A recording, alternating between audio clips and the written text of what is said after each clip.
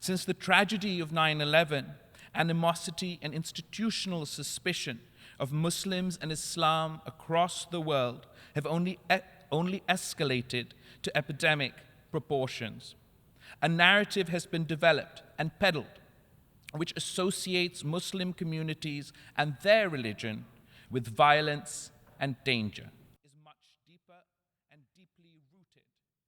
Since colonial times, nor an irrational bias held by a few as so. Therefore, our resolve to combat Islamophobia must translate into concrete and practical action.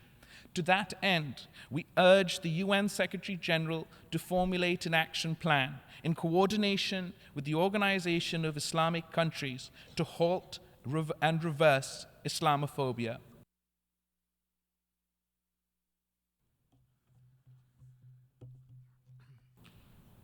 According to the American writer H.P. Lovecraft, the oldest and strongest emotion of mankind is fear.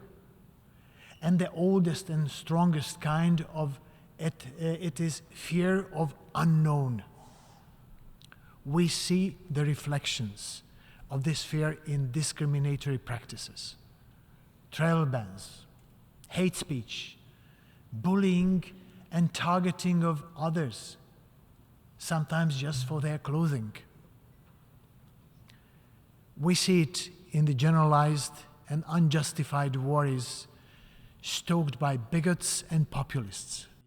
With deep concern, the rise in discrimination.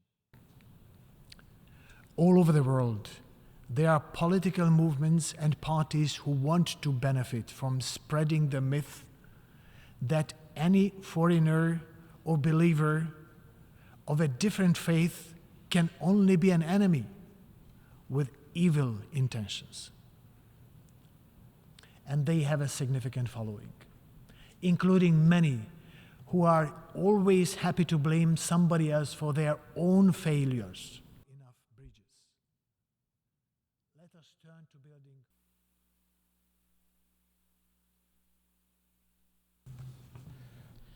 The world's nearly 2 billion Muslims reflect humanity in all its magnificent diversity. They hail from all corners of the world. They're Arabs, Africans, Europeans, Americans, and Asians. But they often face bigotry and prejudice for no other reason than their faith. This anti-Muslim hatred takes many forms. Discrimination diminishes us all. And it is incumbent on all of us. Beyond structural Islamophobia, Muslims suffer personal attacks, hateful rhetoric, and stereotyping. And many such acts of intolerance and suspicion may not be reflected into official statistics, but they degrade people's dignity and our common humanity. We must never be bystanders to bigotry. We must strengthen our defense. Our UN Plan of Action on to safeguard religious sites provides concrete recommendations to support governments so that all can enjoy their right to observe religious rituals in safety.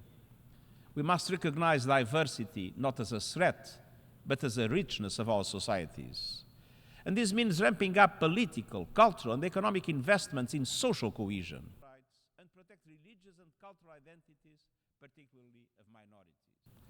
As UN High Commissioner for Refugees, I saw the generosity of Muslim countries welcoming people forced to flee their homes, while so many others closed their borders. I saw the modern manifestation of what is found in the Surah Al-Tawbah of the Holy Quran, and I quote, "And if anyone seeks your protection, then grant him protection so that he can hear the words of God, and then escort him where he can be secure." End of quote. We must never be bystanders to bigotry. We must strengthen our defense. Toutes les grandes religions et traditions invoquent les impératifs de tolérance, de respect et de compréhension mutuelle.